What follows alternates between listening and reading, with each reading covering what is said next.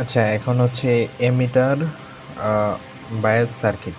Emitter bias circuit মেথডের ক্ষেত্রে আমরা আগে কি দেখছি যে এখানে হচ্ছে বি ইনপুট ছিল, তো কালেক্টর কারেন্টের এখান থেকে হচ্ছে বেজের এখানে হচ্ছে আমরা একটা রোধ অ্যাড করছি, সেটা হচ্ছে আরবি ছিল। তো এই মেথডের ক্ষেত্রে এমিটার বায়াস সার্কিটের ক্ষেত্রে আমরা হচ্ছে রোধ রেজিস্টর যেটা সেটা অ্যাড করব হচ্ছে এমিটারে। ঠিক আছে, এমিটারে কিন্তু আগে রোধ অ্যাড ছিল না। ঠিক আছে, তোমাকে যদি দেখাই যে এখানে আমরা যেটা বলছি যে এখানে কিন্তু এমিটারে কোনো রোধ অ্যাড ছিল না, রোধ অ্যাড ছিল এখানে। এটা কিসের ছিল? বেস রেজিস্টার মেথডে। আর এখন আমরা যেটা করতেছি সেটা হচ্ছে এমিটার বায়াস সার্কিট। এখানে হচ্ছে রোধটা অ্যাড হবে এমিটারের ক্ষেত্রে। তো এমিটারের ক্ষেত্রে রোধ অ্যাড হইলে দেন হচ্ছে আমরা আইসি বা তোমার হচ্ছে আই এর মানটা আমরা তো জানি যে কোনো রেজিস্ট্রেশনের ক্ষেত্রে আইসি ইজ ইকুয়াল টু আইই হয়, কারণ হচ্ছে আইবি যেটা বেস কারেন্ট সেটা খুবই নগণ্য হয় যে কোনো ক্ষেত্রে। তো আমরা যদি আইইটা বের করতে পারি তাহলে তো কালেক্টর কারেন্টটা যেটা এটা পেয়ে যাবো আর কি। আইইটা কি?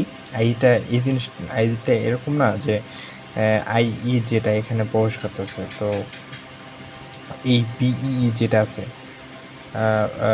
যে ভোল্টেজটা আছে এটা মাইনাস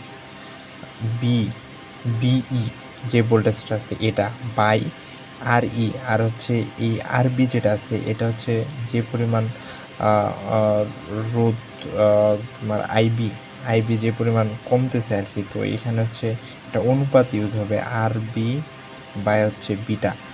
তো দেখো এই যে জিনিসটা ইউজ হইতেছে যে আইই, তুমি আইসি ভুলে যাও কারণ এই দুটো সমান। আইই যেটা, এই যে আইই যেটা সেটা হচ্ছে এখানে হচ্ছে ভোল্টেজ মাইনাস তোমার হচ্ছে এই যে এই ভোল্টেজটা বিই, মানে হচ্ছে যে এইখানে যে ভোল্টেজটা এই যে বিই মাইনাস আরই হচ্ছে যে এখানের যে রোধ, আর হচ্ছে এই রোধের সাথে বিটা মানে কি?